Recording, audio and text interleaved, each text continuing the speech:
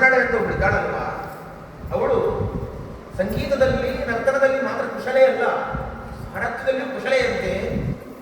ಸಾರಥ್ಯವನ್ನು ಮಾಡಲಿಕ್ಕೆ ನಿನಗೆ ಆ ಬೃಹನ್ನಳೆಯ ಬರ್ತೇ ಎಂದು ಒಪ್ಪಿಕೊಂಡಿದ್ದಾಳೆ.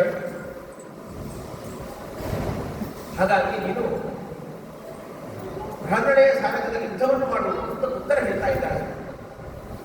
ಅಲ್ಲಿಯವರೆಗೆ ಪೌರುಷದ ಮಾತನ್ನು ಆಡ್ತಾ ಇದ್ದಂತಹ ಉತ್ತರ ಕುಮಾರ ಹೇಳ್ತಾನೆ, ಉತ್ತರ ನಿನಗೆ ಅಷ್ಟು ಗೊತ್ತಿಲ್ವಾ, ನಾನು ಒಬ್ಬ ನಪುಂಸಕನ ಬಳಿಯಲ್ಲಿ ಮಾತನಾಡುವುದಿಲ್ಲ, ನನ್ನ ಮೃತ ಉಂಟು ಅಂತ ನಿಮಗೆ ಗೊತ್ತಿಲ್ವಾ?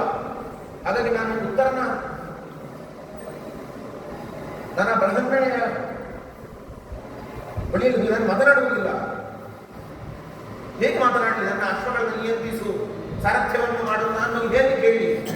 ಇದು ನನ್ನ ನಿಯಮ, ನನ್ನ ವ್ರತಕ್ಕೆ ಇದು ಭಂಗವಾಗ್ತದೆ ಅಂತ ಉತ್ತರ ಕುಮಾರ ಹೇಳುವಂತ ಮಾತು. ಆವಾಗ ಸೈರಂಧ್ರಿ ಹೇಳ್ತಾಳೆ, ದ್ರೌಪದಿ ಹೇಳ್ತಾಳೆ, ಭಯಕಾಲೇತು ಸಂಪ್ರಾಪ್ತಿ ನವ್ರತಂ ನಾವ್ರತಂ ಪುನಃ ಯಥಾ ದುಃಖಂ ಪ್ರತರತಿ ಯಥಾ ಯುಕ್ತಂ ಸರೇತುದಃ ಧರ್ಮವಿಷ ಪ್ರಾಹುವು ತಸ್ಮಾತ್ ವಾಚ್ಯ ಬೃಹನ್ನಳ. ಭಯ ಬಂದಾಗ ಇನ್ನ ವೃತ ವೃತ ಯಾವುದೂ ನೋಡಬಾರದು. ನಾನು ವೃತ ಸ್ವೀಕಾರ ಮಾಡಿದ್ದೇನೆ, ನಪುಂಸಕರಲ್ಲಿ ಮಾತಾಡುವುದಿಲ್ಲ, ಇದೆಲ್ಲ ಬೇಕಾಗಿಲ್ಲ.